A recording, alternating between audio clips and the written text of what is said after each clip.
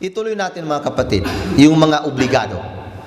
Yung tahara, halimbawa, pag-wudu, So, obligado yun sa'yo na saliksikin mo. Paano mag-wudu? Mga new Muslim, kinakailangan na alamin nila yun. Paano magdasal? Obligado yun sa'yo. Kung ikaw ay magsagawa ng hajj, gusto mo mag-hajj, obligado sa'yo na bago ka umalis na magtanong ka, paano isagawa ang tinatawag na hajj? So, yun yung mga obligado na para sa atin na pang-araw-araw na mga gawain. O di kay katulad ng hajj, kung pupunta ka doon sa hajj, sa Makkah, para mag-hajj, is obligado sa iyo na saliksikin mo ang kaalaman tungkol sa hajj. At iba pa yung mga gawain na obligado. So, yun yung tinatawag na mga obligado. Kabilang pa sa tinatawag na obligado, yung isang kaalaman, ikaw ay nandoon ka sa isang baryo, isang karya. Tapos, ikaw lamang ang bata, o di kaya ikaw lamang ang tao na galing doon na nag-aaral ng isang kaalaman na kailangan ng community mo. So, that time is obligado sa iyo yung tinatawag na kaalaman na yun na saliksikin mo dahil kinakailangan ng mujtama, yung iyong community. Pag uwi mo, tuturuan mo sila. Halimbawa, yung mga taong nag-aral dito sa bansa ng mga Arabo, doon sa kanilang baryo, umalis siya, so walang nag-aral doon. Itong pag-aaral, halimbawa, itong mga pinag-aralan namin, o di kay ano pang mga pag-aral, uri ng mga pag-aral na according sa Islam, may kinalaman sa Islam. Tapos, itong pag-aaral mga kapatid, palawakin ang kaalaman sa Islam, hindi obligado. Hindi siya obligado. Pero, halimbawa ako, galing ako sa isang probinsya namin. So, ako lang doon ang galing na nag-aaral tungkol sa Islam. So, obligado sa akin. That time is obligado sa akin na mag-aral ako dahil para sa community ko na yun na kailangan nila yung kaalaman sa Islam. So, that time is obligado sa akin na alamin ko yung mga kaalaman na kinakailangan doon. Pagdating doon is aking may pangaral sa kanila. So, yun yung tinatawag na mga obligado. At yun yung ibang uri na maging obligado sa isang tao ang pananaliksik ng kaalaman. Ano naman yung mga sunna lamang? Yung mga sunna is palawakin mo yung kaalaman mo sa Islam. Katulad sa pag-aaral ng zakat. Saliksikin mo yung pag-aaral sa zakat para may pangaral mo. Yun ay hindi obligado sa iyo. Hindi siya obligado sa iyo. Kaya, sa pag-aral sa Islam, mga kapatid, kinakailangan yung tinatawag na taqwallah subhanahu wa ta'ala. Kinakailangan yung tinatawag na takot sa Allah subhanahu wa ta'ala para gabayan ka ng Allah subhanahu wa ta'ala. Ano ang kanyang sinabi? Wattaqullaha wa yu'allimukumullah. Ito ang sinabi ng Allah subhanahu wa ta'ala sa banal na Quran. Inyong katakutan ang Allah subhanahu wa ta'ala. Wa yu'allimukumullah, at tuturuan kayo ng Allah subhanahu wa ta'ala. Igagabay niya kayo sa inyong pananaliksik ng kaalaman. Ibig sabihin, kapag nag-aral ka sa Islam, kapag sinasaliksik mo yung kaalaman sa Islam, unang-una na ilagay mo sa puso mo is itong ginagawa mo is dahil sa takot kay Allah subhanahu wa ta'ala. Ano yung takot sa Kanya? Ano yung tinatawag na takot sa Kanya? Ang tinatawag na takot sa Allah subhanahu wa ta'ala sa summarized, kabuuan, ay yung pagsunod mo sa ipinag-utos ng Allah subhanahu wa ta'ala.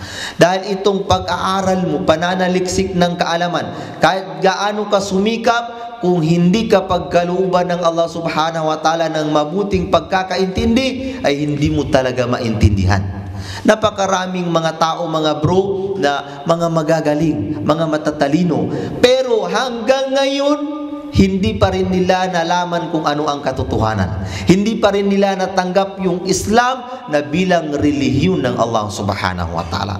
Pero kayo, kung i-compare minsan, masabi natin na bilib tayo sa kanila. Magagaling na mga tao, naging mga presidente, naging mga malalaki ang tungkulin. Pero hindi sila ginabayan ng Allah subhanahu wa ta'ala. So, dahil sa yung kaalaman, mga kapatid, makuha mo yan sa sinabi ng Allah, wattaqullah, katakutan mo ang Allah subhanahu wa ta'ala. Kapag wala yung takot, wala yung tinatawag na ikhlas, pumapasok din sa tinatawag na takot, yung tinatawag na ikhlas. Ang ibig sabihin is, dalisay ang puso mo kung ito ay sinasaliksik mo dahil lamang sa Allah subhanahu wa ta'ala. Dahil lamang sa ikaw ay magkaroon ng kaalaman na through that knowledge, masamba mo ng tunay ang Allah subhanahu wa ta'ala. Kaya unang-una, wattaqullah, inyong katakutan ang Allah subhanahu wa ta'ala. Ano ang magiging bunga? Wa yu'allimukumullah. Wa yu'allimukumullah. Tuturuan kayo ng Allah subhanahu wa ta'ala. So, kapag tuturuan ka ng Allah subhanahu wa ta'ala, nagkaroon kang ng knowledge, yan ang pinakamalaking, isa sa malaking bagay na ipinagkaloob ng Allah. Bakit? Sinabi niya mismo sa Quran. Ano ang kanyang sinabi? Qul hal yastawi alladhina ya'lamuna walladhina la ya'lamun? Magkapariho ba ang taong may kaalaman at ang taong walang kaalaman? So never, no? Dito pa lang sa mundo, knowledge sa mundo. Halimbawa, yung kaalaman sa hospital. Yung taong nag-aral sa hospital, katulad ni Daud, at yung taong walang kaalaman sa mga gawain sa hospital, pwede bang tanggapin sa hospital yung walang kaalaman at yung may kaalaman is hindi tanggapin? O di kay, pwede ba silang magkapareho? Never, mga kapatid. Never silang magkapareho. Kaya sinabi ng Allah, napakalinaw, hal yastawi alladhina ya'lamuna walladhina la ya'lamun? Sabi niya, ano ba magkapareho ang mga taong may kaalaman at ang mga taong walang kaalaman? So, ang sagot ay hindi sila magkapareho kailanman. Bakit? Kung titingnan mo, sinabi pa ng Allah Ta'ala, Allah subhanahu wa ta'ala sa isang verse sa banal na Quran, innama yakhshallaha min ibadihi al-ulama. Ang may takot lang sa Allah subhanahu wa ta'ala na sapat na takot, totoong takot sa Kanya, is yung mga taong mga ulama. Ano ang ibig sabihin ng mga ulama? Yung pinagkalooban ng knowledge. Bakit? Kasi kapag nandiyan yung knowledge, nalalaman niya kung bakit nito isinasagawa. Bakit nito isinasagawa? Kayo, makapaniwala kayo na magsagawa kayo ng dasal na wala naman kayong kaalaman sa dasal? So hindi, no? Hindi kayo magdadasal kung wala kayong kaalaman sa dasal. Pero nagdadasal kayo dahil sa alam na ninyo na ito ay obligado na ibinigay ng Allah subhanahu wa ta'ala sa atin. Ibinigay na ang Allah subhanahu wa ta'ala sa atin. Kaya yun ang kahalagahan ng tinatawag na pananaliksik ng kaalaman. Ano ang sinabi ng isa sa mga hakim? Sinabi niya, faqidu syai'i la yu'ti. Yung wala sa iyo ay hindi mo kayang ibigay. Tama. Wala sa iyo ay hindi mo kayang ibigay. Kung wala kang kaalaman sa Islam, hindi mo kayang sambahin ng Allah subhanahu wa ta'ala. Hindi mo siya kayang sambahin kahit anong gawin mo. Dahil minsan, okay, gagawa ka ng pagsamba, pero hindi naman sunod sa kung ano ang kanyang ipinagutos. Dahil yun ay isang innovation na iyong ginawa. Ibig sabihin, kinakailangan yung pananaliksik ng kaalaman sa tamang pag-aaral.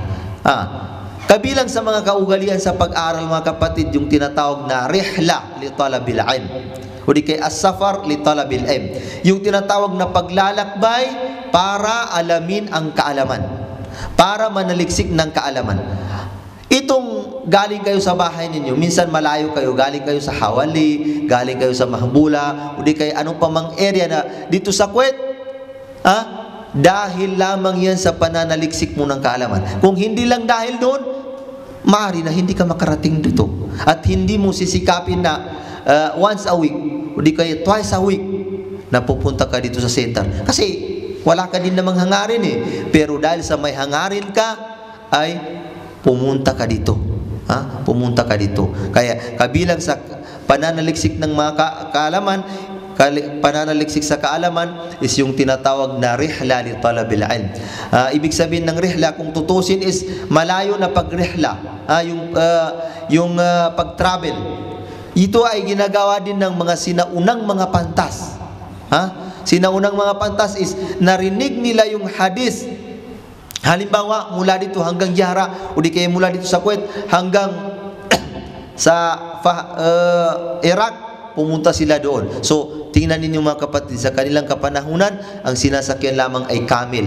O ang kadalasan is, sila ay naglalakad para saliksikin ang kaalaman. Sa kapanahunan natin ngayon, napakaliit, napakaiksi ng mundo. Yung buwan-buwan na paglalakbay, ngayon is oras lang. Noong mga kapanahunan ng ating mga ninuno doon sa Pilipinas, nag-hajj sila, buwan-buwan nasa daan. Pag-uwi, buwan-buwan na rin. Pero ngayon is oras lamang, kaya na nilang abutin ang Makkah, kaya na nilang abutin ang Saudi.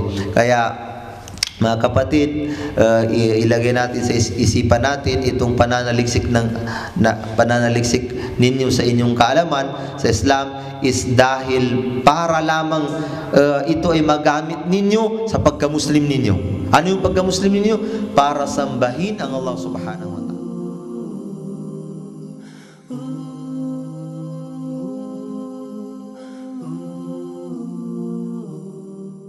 Each day we are reminded, and each day we say, there's not much there.